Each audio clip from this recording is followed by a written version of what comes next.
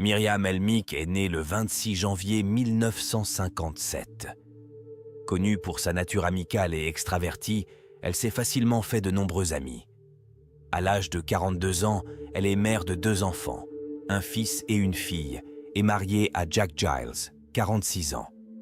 Leur vie commune est heureuse jusqu'au 29 août 2000, date à laquelle leur fille est retrouvée morte d'une overdose apparente. Cette perte a profondément affecté Jack, qui a eu beaucoup de mal à surmonter son chagrin. 2 ans plus tard, la famille subit un nouveau coup dur. Le 15 avril 2002, Myriam se lève tôt avec l'intention de faire de l'exercice, mais décide de se recoucher. Alors qu'elle se couche, elle entend une forte détonation et découvre que Jack, qui est allongé à côté d'elle, s'est tiré une balle dans la tête. Malgré ses efforts pour pratiquer la réanimation cardio-pulmonaire sur les instructions d'un opérateur de la ligne 911, il n'était déjà plus là. À la suite d'une perte aussi profonde, d'abord sa fille et maintenant son mari, un ami a offert à Myriam une chance de prendre un nouveau départ. L'ami lui a suggéré de venir en Floride. Il y a un poste à pourvoir dans un studio de danse pour un instructeur, ce qui est parfait pour toi puisque tu aimes la danse. Alors que leur fils a choisi de rester en Floride, où il se sentait chez lui, Myriam était prête pour un nouveau départ et a décidé de s'installer. Alors qu'elle enseignait au studio de danse, Myriam a rencontré Alan Helmick, 62 ans, qui prenait des cours de danse de salon. Alan est originaire de Delta, dans le Colorado, et a travaillé comme courtier en hypothèque avant de prendre sa retraite. Alan venait de perdre sa femme de 30 ans, Sharon, décédée d'une crise cardiaque en 2003. Ils étaient ensemble depuis l'âge de 14 ans. Alan a sombré dans une profonde dépression après la mort de Sharon, mais un ami lui a suggéré de prendre des cours de danse pour l'aider à reprendre goût à la vie. Alan a suivi le conseil et, grâce à la danse, Myriam a ravivé son sens de la vitalité. Leur relation s'est développée et ils ont trouvé du réconfort l'un dans l'autre. Alan, désireux de rendre Myriam heureuse, commence à la gâter, ce qu'elle accepte volontiers. Quelques mois plus tard, ils vivaient ensemble et 1 an plus tard, ils étaient mariés. Alan a pu offrir à Myriam le style de vie luxueux qu'elle avait toujours désiré. Elle a réalisé son rêve de posséder un studio de danse et il lui a également acheté une maison de 3200 pieds carrés à Grand Junction qu'elle a utilisée pour son entreprise d'élevage de chevaux. Myriam a fait remarquer un jour avec humour qu'elle avait mis du temps à trouver Alan parce qu'il était la seule personne dont le portefeuille était assez grand pour répondre à ses exigences. En avril 2008, les 2 investissements d'Alan et Myriam, le studio de danse et la ferme équestre, étaient en grande difficulté car aucun ne générait de bénéfices. Bien que ses avocats lui aient déconseillé ces entreprises en raison de leur manque de rentabilité, Alan espérait redresser la situation et était animé par le désir de rendre Myriam heureuse. À l'approche de leur 2e anniversaire de mariage, Alan a dû prendre la décision difficile de vendre l'entreprise. Le 30 avril 2008, Alan et Myriam se rendent à la société de gestion des titres de propriété pour s'occuper des formalités administratives de la vente. Après avoir reçu le chèque, ils se sont arrêtés dans une supérette. Myriam est entrée à l'intérieur, laissant Alan attendre dans la voiture. Soudain, l'arrière de la voiture d'Alan prend feu. Il s'est précipité hors du véhicule, paniqué. Heureusement, le feu est relativement faible et n'enflamme pas le réservoir d'essence plein. Lorsque la police est arrivée, elle a découvert dans le coffre du véhicule ce qui semblait être un morceau de corde brûlée provenant du réservoir d'essence.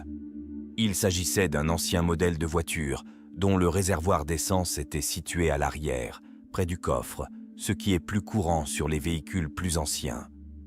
La police a commencé à avoir des soupçons lorsque Myriam a semblé disparaître au cours de l'incident. Elle explique qu'elle est allée à la supérette pour aller aux toilettes, mais Alan fait remarquer qu'elle s'est d'abord rendue dans le coffre. Myriam prétend qu'elle est simplement allée changer de chaussures. Alan, ne voulant pas croire que Myriam ait pu être impliquée, rejette l'incident comme une possible farce de gamin à vélo et dit à la police qu'il s'agit probablement d'un coup d'éclat enfantin. Il n'en a pas tenu compte, notant que la voiture n'avait subi que des dégâts minimes. Le 10 juin 2008, Alors que Myriam était sortie faire des courses, elle a prévu de rencontrer Alan pour le déjeuner. Après avoir attendu au restaurant pendant une longue période sans le voir, elle est rentrée chez elle. En entrant, elle a découvert sa maison en désordre. Tiroirs ouverts, objets éparpillés, tout semblait avoir été saccagé. En fouillant davantage, elle a trouvé Alan étendu sur le sol, apparemment mort d'une blessure par balle. Lorsque la police et les inspecteurs arrivent à la maison, leur première tâche est d'évaluer ce qui a été volé et ce qui reste. Quelques détails laissent penser qu'il s'agit d'une mise en scène et non de l'œuvre d'un voleur ordinaire. En particulier, des objets de valeur tels que les bijoux de Myriam étaient toujours présents et plusieurs armes à feu ont été trouvées dans la maison. En y regardant de plus près, les inspecteurs ont remarqué que les tiroirs de la cuisine avaient été sortis d'une manière qui semblait inutile, comme s'ils avaient été fouillés pour le spectacle plutôt que pour trouver des objets de valeur.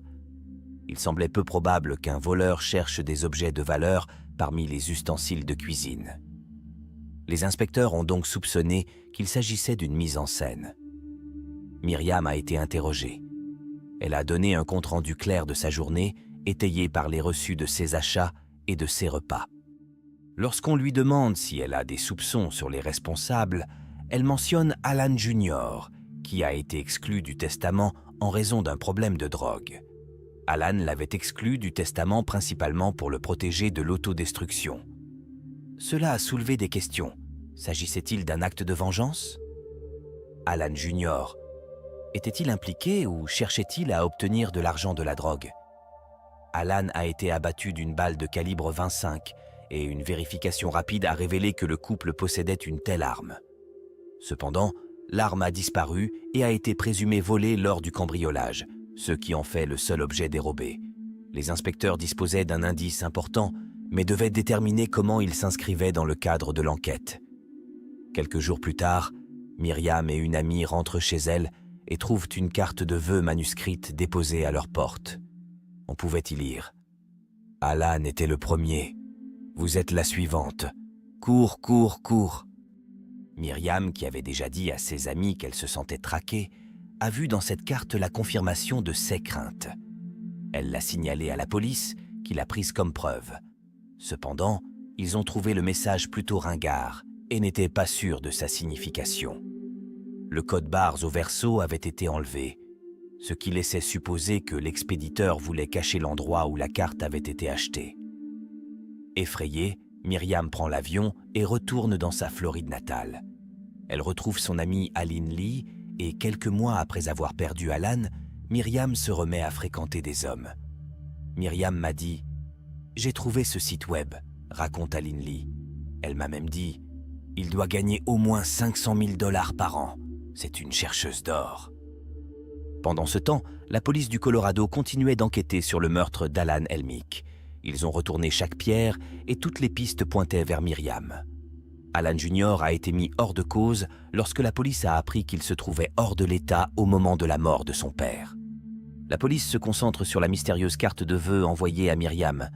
La police a contacté le fabricant de cette carte et cette carte exacte a été vendue sur un marché de la ville proche de la résidence des Elmick. En visionnant les images de sécurité, ils ont vu Myriam acheter la carte, ce qui a confirmé leurs soupçons. Myriam a ensuite déclaré à la police qu'elle avait inventé cette carte parce qu'elle n'avait pas l'impression que les autorités prenaient l'affaire au sérieux et qu'elle avait peur. Elle a déclaré qu'elle espérait que la carte aiderait la police à être plus vigilante quant à sa sécurité et à l'enquête. Au fur et à mesure que l'enquête avançait, la police a découvert des détails troublants sur le passé de Myriam, notamment la mort de son premier mari, Jack Giles. L'autopsie a révélé que Jack avait reçu une balle dans le côté droit de la tête et ses proches ont noté qu'il était gaucher, ce qui soulève des questions sur les circonstances de sa mort.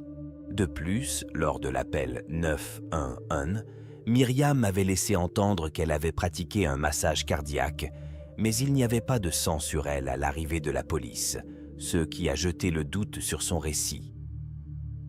L'enquête a également révélé que Myriam était la bénéficiaire des polices d'assurance vie de son mari et de sa fille. Elle avait dilapidé les fonds qu'elle avait reçus de CS Police. 6 mois après la mort de Jack, un tribunal a ordonné à Myriam de donner la moitié de l'argent de l'assurance de Jack à l'enfant de ce dernier, né d'une précédente relation. Cette obligation financière l'a incité à déménager de Floride au Colorado. Mais au fur et à mesure que les enquêteurs creusent, le comportement de Myriam avant le meurtre semble de plus en plus suspect. Une recherche dans l'historique de son ordinateur a montré qu'elle avait consulté des sites tels que overdose de Viagra, mort par Ambien et mort par lisinopril.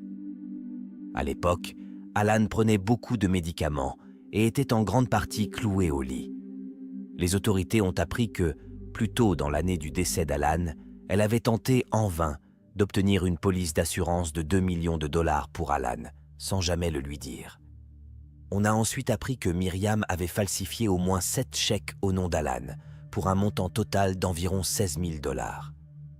La banque d'Alan avait également essayé de le contacter parce qu'une somme importante avait été prélevée sur son compte pour payer des prêts commerciaux. Myriam, alors âgée de 51 ans, a été arrêtée le 8 novembre 2008 à Jacksonville, en Floride. Au moment de son arrestation, la police a découvert qu'elle était en possession de cartes de crédit, d'un permis de conduire et d'autres objets au nom de la première femme d'Alan. Myriam a essayé de prendre l'identité de Sharon. Au cours du procès, les procureurs ont évoqué les faux chèques et l'incendie de la voiture que Myriam était soupçonnée d'avoir provoqué. L'accusation a également reproché à Myriam d'avoir mis le feu à la maison de son père après avoir prétendu qu'elle lui avait volé de l'argent. Lorsque Myriam vivait en Floride, elle a admis avoir essayé d'encaisser des chèques contrefaits. Bien que déclarée non coupable, elle a également été accusée de détournement de fonds par son patron dans le cadre d'un précédent emploi dans le Mississippi. L'accusation a fourni un mobile. Myriam craignait qu'Alan ne découvre qu'elle avait falsifié des chèques et pris son argent. En décembre 2009, Myriam a été reconnue coupable de meurtre au premier degré, de tentative de meurtre et de contrefaçon. Elle a été condamnée à la prison à vie sans possibilité de libération conditionnelle pour le meurtre, à 48 ans supplémentaires pour la tentative de meurtre et à 60 ans pour la falsification. La police a tenté d'inculper Myriam pour les meurtres de son premier mari, Jack Giles, et de leur fille. Le dossier n'était pas assez solide et les causes de leur mort restent le suicide par balle et l'overdose de drogue. Sidney Ihrenloff est né le 21 août 1993 à Broken Bow, dans le Nebraska. Élevé à Arcadia par ses parents George W. et Susie Louf, Sidney et sa famille ont déménagé à Neligh vers 2000. Elle était reconnue pour ses talents de pêcheuse. Bien qu'elle ait pratiqué le basketball et le golf pendant ses années d'école, sa participation au sport a été réduite en raison de la scoliose qu'elle a développée à l'adolescence. Après avoir obtenu son diplôme au lycée Neligh-Oakdale en 2011, elle a trouvé un emploi dans un magasin Menards situé à proximité. Le 16 novembre 2017, un jeudi, Sidney Louf, âgée de 24 ans, était censée travailler chez Menards à Lincoln, au Nebraska, où elle occupait le poste de caissière. Cependant, elle ne s'est pas présentée à son poste et n'a informé personne de son absence. Inquiets, SIS collègues, ses amis et sa famille ont tenté de la joindre par téléphone et par SMS, mais n'ont reçu aucune réponse. La famille de Sidney a déménagé à Neligh lorsqu'elle était en 2e année. Sa mère, Susie, était enseignante spécialisée, tandis que son père, George, était directeur d'école. Ils ont maintenu un lien étroit, et même après que Sidney a déménagé de Menards à Norfolk, à la succursale de Lincoln, ils ont fait des efforts pour rester en contact régulièrement, se rencontrant souvent pour dîner. Sidney se rendait fréquemment chez elle, notamment le week-end du 10 novembre, lorsque Susie l'a raccompagnée à Lincoln après le dîner. Sidney était aux prises avec une dépression et trouvait ses médicaments inefficaces, ce qui l'a poussée à consulter un nouveau médecin qui lui a prescrit d'autres médicaments. Tout au long de la semaine du 13 novembre, Susie a noté une amélioration de l'humeur de Sidney qui exprimait un désir de changement, notamment en cherchant un nouvel emploi. Néanmoins, lorsque Sidney ne s'est pas présenté au travail et que ses collègues ont alerté sa famille, les inquiétudes se sont accrues malgré le comportement positif de Sidney depuis quelque temps. Les parents de Sidney ont visité son appartement en duplex et ont constaté que Sydney était absente, mais que son chat adoré, Mimsy, était toujours présent. Cela a immédiatement accru l'inquiétude de Suzy, qui savait que Sydney ne laisserait pas son chat seul pendant une période prolongée, sans nourriture ni eau. Craignant le pire, ils ont signalé la disparition de Sydney à la police. Auparavant, la police avait procédé à un contrôle du bien-être de Sydney à la demande de S.A. collègues. Bien que rien ne semble anormal à l'intérieur de l'appartement, hormis l'absence d'eau pour Mimsy, l'état verrouillé de l'appartement et la voiture de Sydney garée à l'extérieur suggèrent qu'elle n'est pas simplement sortie brièvement. Bien qu'il n'y ait aucun signe apparent d'acte criminel, la famille de Sydney reste convaincue que quelque chose ne va pas et la police prend ses inquiétudes au sérieux. Suzy a informé la police qu'elle soupçonnait sa fille d'être allée à un rendez-vous dans la soirée du 15 novembre. Elle a fourni une capture d'écran d'un message Snapchat de Sydney contenant une photo d'elle avec la légende « Prête pour mon rendez-vous ». Les amis de Sydney ont corroboré cette information, confirmant qu'elle avait prévu de rencontrer une femme nommée Audrey avec laquelle elle s'était connectée sur Tinder. Après avoir examiné les relevés téléphoniques de Sydney et les images de surveillance de son lieu de travail, les autorités ont identifié une personne avec laquelle elle devait s'entretenir de toute urgence. La dernière fois que le téléphone de Sydney a capté une antenne cellulaire, c'était dans le quartier de Wilbur, à proximité d'un appartement occupé par une femme du nom de Bailey Boswell. Les enquêteurs pensent que Bailey, âgée de 26 ans, est la personne que Sydney a rencontrée dans la nuit du 15 novembre sous le nom d'Audrey en ligne. Lorsque la police l'a contactée, Bailey a affirmé qu'elle et Sydney avaient eu 2 rendez-vous, le second ayant eu lieu dans la nuit du 15 novembre, la veille du jour où la disparition de Sydney a été signalée. Bailey déclare qu'elle n'a pas eu de nouvelles de Sydney depuis lors et qu'elle ne sait pas où elle se trouve. La police avait l'intention de poursuivre les discussions avec Bailey, mais avant qu'elle ne puisse le faire, elle s'est enfuie avec son petit ami de 52 ans, Aubrey Trail. Tout en échappant aux autorités, Bailey et son petit ami Aubrey Trail ont publié sur Facebook des vidéos affirmant leur innocence concernant la disparition de Sydney et exprimant l'espoir qu'elle revienne saine et sauve. Bailey a prétendu avoir eu 2 rendez-vous avec Sydney, déclarant qu'elle l'avait déposée chez un ami et qu'elle n'avait plus entendu parler d'elle depuis. Dans une vidéo, elle s'est excusée auprès de la famille de Sydney, niant toute implication dans sa disparition et exprimant son souhait de voir Sydney se rétablir rapidement, la décrivant comme une personne merveilleuse. Après plusieurs jours de poursuite, la police a fini par localiser Bailey et Aubrey Trail dans un hôtel de Branson, dans le Missouri. Malgré leurs tentatives pour échapper à la capture, les forces de l'ordre ont réussi à les appréhender. Malheureusement, plusieurs semaines après la disparition de Sydney, une analyse approfondie du téléphone de Bailey et des relevés de localisation a permis à la police de découvrir les restes de Sydney.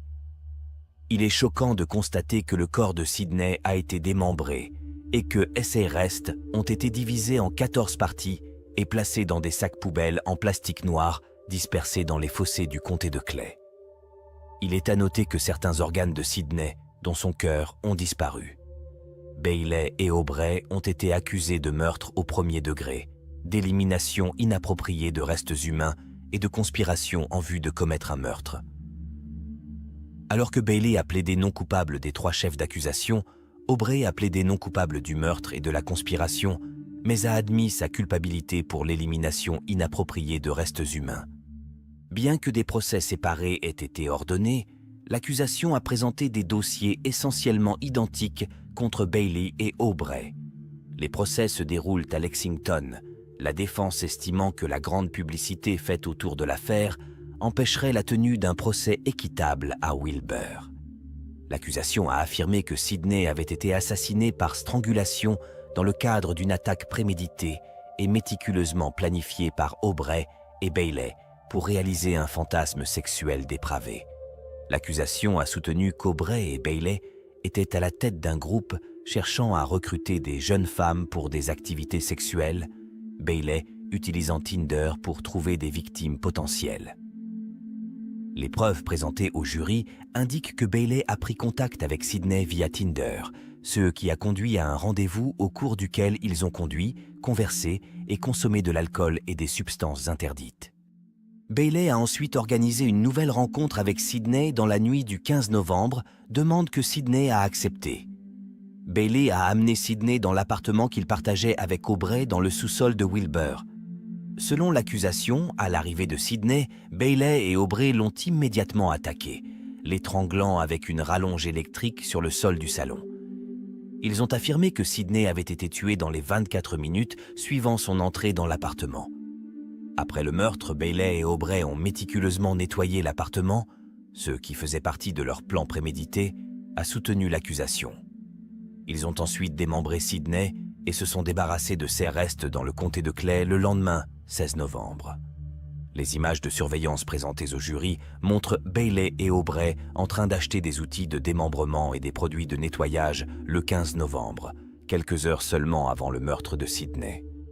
Le témoignage de leur propriétaire, Jennifer Cole, a révélé que le 16 novembre, en entrant dans la maison, elle a détecté une forte odeur d'eau de javel et de Clorox, indiquant qu'un grand nettoyage avait été effectué.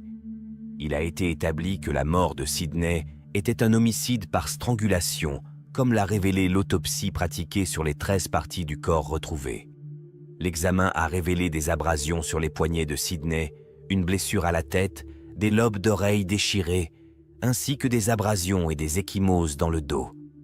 Les blessures défensives suggèrent que Sidney s'est battu pour sa vie.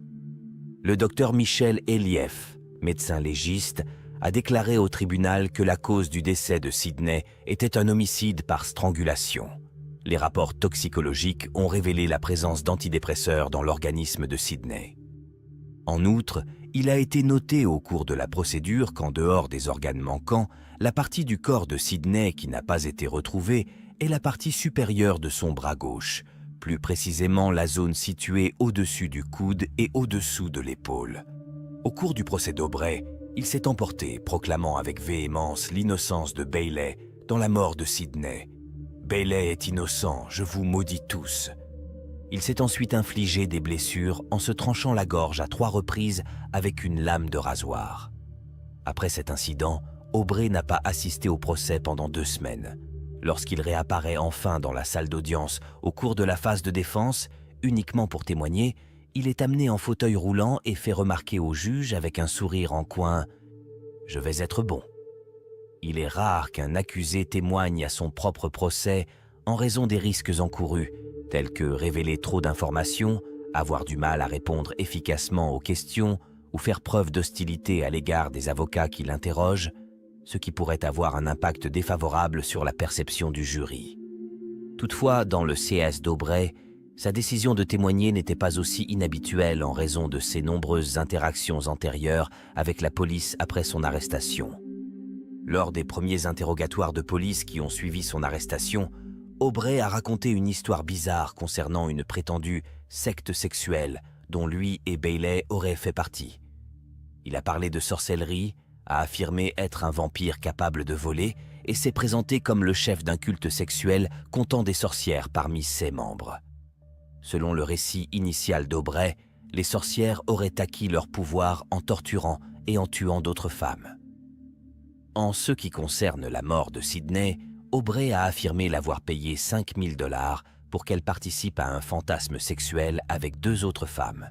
Il a affirmé que la mort de Sidney était survenue accidentellement au cours de l'activité sexuelle consensuelle et a admis s'être débarrassé de son corps. Aubrey a également déclaré à la police qu'il avait démembré le corps de Sidney dans le cadre d'un rituel conforme à ses croyances religieuses.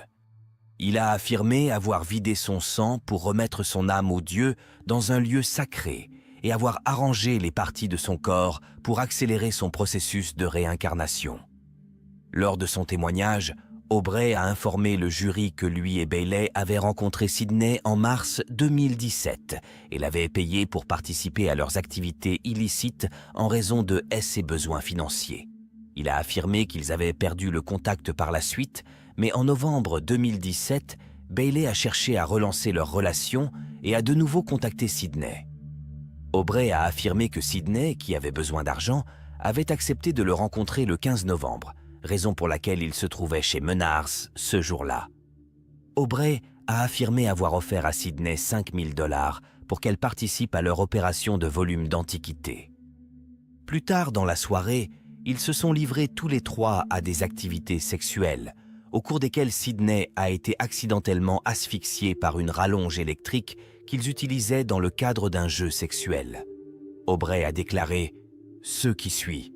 Je ne sais pas si Sydney a eu une crise ou quoi, mais c'est à ce moment-là qu'elle a cessé de respirer. » Il a informé la cour que le démembrement du corps de Sydney ne comportait aucun aspect cérémoniel, rejetant toute notion de sorcellerie, de vampire ou de prélèvement de sang comme étant fausse. Il a expliqué qu'il avait eu recours au démembrement parce que son corps ne rentrait pas dans la voiture. Interrogé sur l'outil qu'il a utilisé, il l'a décrit comme une scie courbée, semblable à une scie à métaux. Aubrey a admis avoir été pris de panique et s'est débarrassé des restes de Sydney dans un champ du comté de Clay à l'aube du 16 novembre. Il justifie le fait qu'il n'ait pas demandé d'aide en exprimant ses doutes sur le fait que quelqu'un puisse croire son récit de mort accidentelle. Aubrey a reconnu s'être débarrassé du corps de Sydney, mais a maintenu que sa mort était survenue accidentellement au cours d'une activité sexuelle impliquant une rallonge électrique. Au cours de son procès, Madame Bailey a nié avec véhémence toute implication dans les événements. Au lieu de cela, l'équipe juridique a fait valoir qu'elle était elle-même victime des actes d'Aubrey. Ils l'ont décrite comme une jeune femme vulnérable lorsqu'elle a rencontré Aubrey, soulignant son isolement et le fait qu'elle venait d'échapper à une relation abusive avec le père de son enfant alors qu'elle travaillait comme serveuse à Princeton, dans le Missouri. La défense a fermement affirmé que Bailey n'avait joué aucun rôle dans la mort de Sydney ou dans l'élimination de son corps. Toutefois, l'accusation a réfuté cette affirmation en présentant des preuves qui contredisent l'innocence de Bailey. Les avocats ont souligné la proximité d'un téléphone portable lié au compte Tinder de Bailey et de l'endroit où les restes de Sydney ont été découverts. L'analyse détaillée des relevés de téléphone et de localisation de Bailey a finalement aidé les forces de l'ordre à retrouver les restes de Sydney. Le tribunal a également appris que c'est Bailey qui a pris contact avec Sydney et organisé leur rencontre. C'est elle qui est venue chercher Sydney au duplex le soir du 15 novembre. Les témoignages de 3 autres femmes qui avaient eu des relations à différents moments avec Aubrey et Bailey, toutes issues de Tinder, ont été présentées au jury. Elles ont déclaré que Bailey les avait contactées sur Tinder et qu'elle s'était engagée dans des activités sexuelles avec Bailey et Aubrey. Une femme a déclaré qu'elle avait même voyagé avec eux après leur rencontre Tinder. Elle a affirmé qu'Aubrey lui versait une allocation hebdomadaire de 200 $ et l'invitait à se joindre à ce qu'il appelait sa secte. Il a décrit les membres du groupe comme des sorcières et l'a informé que pour en faire partie, elles devraient participer à des actes de torture et de meurtre. Il a même suggéré des victimes potentielles, y compris une femme qu'ils avaient rencontrée sur Tinder. Selon son témoignage, Bailey était appelée la reine sorcière au sein du groupe. Une autre femme a témoigné que Bailey discutait fréquemment de son désir de casser des doigts et de sa fascination pour le démembrement des corps, exprimant son plaisir dans les conversations sur la torture. Les 3 femmes qui ont témoigné ont souligné que Bailey et Aubrey discutaient activement de torture et de meurtre. En outre, la cour a été informée que Bailey était en compagnie d'Aubrey le jour où Sydney a été tué, et qu'ils ont acheté ensemble des outils tels qu'une scie à métaux, des cisailles à métaux et un couteau utilitaire chez Home Depot. Vers midi, ce jour-là, Bailey a envoyé un SMS à Sydney pour s'enquérir de sa journée. Les relevés téléphoniques et les images de sécurité ont confirmé que Bailey se trouvait sur le parking de Menard avec Aubrey au moment où elle a envoyé le message Tinder. Bien que Sydney travaille chez Menard, rien n'indique qu'elle était au courant de la présence de Bailey. Quelques heures plus tard, Bailey a envoyé à Sydney un autre message Tinder, l'informant qu'elle était à son appartement pour venir la chercher. Alors que Sydney s'attendait à ce qu'ils fassent un tour en voiture lors de leur rendez-vous, les relevés téléphoniques suggèrent qu'ils se sont plutôt rendus à l'appartement où Bailey et Aubrey résidaient. L'avocat de Bailey a soutenu que les preuves concernant Bailey indiquaient qu'elle avait participé à l'achat d'eau de Javel et de sacs poubelles qu'Aubrey avait utilisés pour se débarrasser du corps de Sidney, ce qui pourrait la rendre coupable de complicité dans l'élimination inappropriée de restes humains. Toutefois, il a invité le jury à se demander si ces preuves étaient suffisantes pour établir la complicité de meurtre au premier degré ou le complot en vue de commettre un meurtre. Il a exhorté le jury à se concentrer uniquement sur les preuves présentées et à ne pas se laisser influencer par les photos graphiques de l'autopsie. Le jury n'a délibéré que quelques heures avant de décider de condamner Aubrey Trail pour meurtre au premier degré, association de malfaiteurs en vue de commettre un meurtre et élimination inappropriée de restes de squelettes humains. Trail a demandé un nouveau procès, qui a été refusé par le juge. Bailey Boswell, quant à elle, a obtenu gain de cause dans sa demande de changement de lieu de procès, invoquant un préjudice. Toutefois, en février 2020, la juge de district s'est récusée en raison de son implication dans la mise en œuvre du protocole d'exécution du Nebraska. En octobre 2020, un jury a déclaré Bailey Boswell coupable de meurtre au premier degré, d'association de malfaiteurs en vue de commettre un meurtre et d'élimination inappropriée de restes humains. Puis, en juin 2021, un panel de 3 juges a décidé à l'unanimité de condamner Aubrey Trail à la peine de mort. Trail a tenté de se représenter lui-même dans la procédure d'appel, mais sa demande a été rejetée. En attendant, Bailey Boswell a été condamné à la réclusion à perpétuité, l'un des 3 juges ayant déclaré que ces actes n'atteignaient pas le seuil de dépravation exceptionnelle requis pour l'application de la peine de mort. Milton Henry Sawyer est né le 9 juillet 1963 à Elizabeth City, en Caroline du Nord. Milton est issu d'une famille recomposée. Ses parents ne sont pas ensemble depuis son plus jeune âge. Il a été décrit comme quelqu'un de décontracté, de facile à vivre et avec qui il est facile de s'entendre. Milton était facile à vivre, amusant et énergique. Il avait beaucoup d'amour à donner. Lorsqu'il était enfant, Milton et son père s'intéressaient aux antiquités et aux objets de collection. C'était quelque chose qu'ils aimaient beaucoup faire ensemble, et ils se rapprochaient souvent en trouvant ces petites choses qu'ils aimaient tous les deux. En grandissant, Milton a eu un emploi typique, mais il ne s'y sentait pas épanoui. Finalement, il a décidé d'ouvrir son propre magasin qu'il a appelé le Chasseur de Trésors. Il s'agissait d'un magasin d'antiquités, mais aussi d'une boutique de prêteurs sur gage, en plus haut de gamme. C'était un endroit où les gens pouvaient venir vendre leurs vieilles antiquités et ce genre de choses. C'était un domaine qui intéressait beaucoup Milton et il était très enthousiaste à l'idée d'ouvrir cette entreprise. Milton était également marié.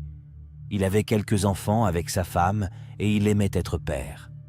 Il aimait emmener ses enfants avec lui au Treasure Hunter et il voulait simplement passer le plus de temps possible avec ses enfants. Malheureusement, ce premier mariage s'est soldé par un divorce au début des années 2000. Milton était de ceux qui voulaient avoir un partenaire dans la vie. Il voulait passer du temps avec quelqu'un et vieillir avec quelqu'un. En 2011, il a rencontré une femme nommée Angel. Angel avait 3 enfants, elle était mariée et leurs enfants allaient à la même école que ceux de Milton. Milton et Angel ont fini par se rencontrer et ont commencé à se parler, et on a vite découvert qu'Angel était en fait en train de se séparer de son mari. Milton et Angel se sont vraiment bien entendus. Ils se sont rapprochés parce qu'ils étaient des parents célibataires et qu'ils devaient comprendre la dynamique des allers-retours avec leurs enfants. Cependant, ce n'est que lorsqu'Angel a officiellement divorcé de son mari que Milton a tenté sa chance et a demandé à Angel de sortir avec lui. Le lien initial entre Milton et Angel s'est approfondi au fur et à mesure qu'ils parlaient, et il est devenu évident qu'Angel était en train de se séparer de son mari. Leurs expériences communes, en tant que parents célibataires confrontés à la complexité de l'éducation de leurs enfants, ont favorisé l'émergence d'un lien fort entre eux. Cependant, ce n'est qu'après le divorce officiel d'Angel que Milton a saisi l'occasion et l'a invitée à sortir, marquant ainsi le début de leur relation romantique. Leur relation a progressé rapidement, Milton tombant très vite amoureux d'Angel. Après s'être rencontrés en 2011, ils n'ont pas perdu de temps et se sont mariés en 2012. Angel s'est parfaitement intégré aux activités du chasseur de trésors. Milton, connu pour son approche décontractée de l'organisation, a accueilli favorablement l'initiative d'Angel de réorganiser et d'améliorer l'apparence de leur magasin. Leur collaboration les rapproche et ils semblent prendre un réel plaisir à travailler côte à côte. D'un point de vue extérieur, leur mariage semble idyllique et presque parfait. La famille recomposée de Milton et Angel se compose de 7 enfants, ce qui fait écho à la propre expérience de Milton qui a grandi dans un foyer recomposé. Il était déterminé à faire en sorte que leur famille s'harmonise bien, à l'image de sa propre éducation. Heureusement, les enfants semblent bien s'entendre, ce qui favorise un environnement familial chaleureux et uni. Milton démontre son affection pour Angel en la comblant d'attention et de cadeaux. Chaque fois que des objets de valeur ou de luxe étaient apportés aux chasseurs de trésors, il les réservait pour Angel, s'assurant qu'elle les reçoive. Il lui achetait les voitures qu'elle voulait. Pendant les 5 premières années, la relation entre Milton et Angel semblait florissante jusqu'à ce qu'un revers survienne en 2017, lorsqu'Angel a été impliquée dans un accident de voiture mineur. Cet incident a entraîné des blessures à la hanche et au dos, ce qui a rendu son rétablissement difficile. Bien qu'elle ait consulté de nombreux médecins, son état ne s'est pas amélioré de manière significative. Finalement, il lui a été conseillé de se faire soigner par un kinésithérapeute, ce qu'elle a fait, assistant à plusieurs séances pour soigner ses blessures. Alors qu'Angel poursuivait ses séances de kinésithérapie, Milton a progressivement remarqué un changement dans son comportement. Alors qu'auparavant elle se contentait de porter une tenue confortable pour ses rendez-vous, elle a commencé à prendre des douches plus longues, à se maquiller et à s'habiller plus élégamment avant de partir. Milton a commencé à soupçonner sa femme de le tromper. Malgré ses soupçons, Angel a nié avec véhémence toute liaison, affirmant catégoriquement sa loyauté envers Milton. Le kinésithérapeute était Isaac Melcher, âgé de 38 ans. Malgré l'apparence extérieure de professionnalisme et de dévouement à sa famille d'Isaac Melcher, Milton ne pouvait se défaire de ses soupçons concernant le comportement d'Angel pendant ses séances de kinésithérapie avec Isaac. Isaac, marié et père de 3 enfants, semblait mener une vie pieuse, allant régulièrement à l'église et participant activement à sa communauté religieuse. À première vue, il est peu probable qu'il adopte un comportement inapproprié. Cependant, les observations de Milton concernant le changement soudain de tenue et de comportement d'Angel ont mis la puce à l'oreille de Milton, l'amenant à penser que quelque chose de fâcheux était en train de se produire. Il choisit donc de contacter la clinique de physiothérapie d'Isaac. Cependant, Isaac nie fermement toute liaison et insiste sur le fait qu'il n'a rien à voir avec Angel. Néanmoins, la situation a atteint un point tel qu'Angel a cessé de voir Isaac pour sa thérapie physique.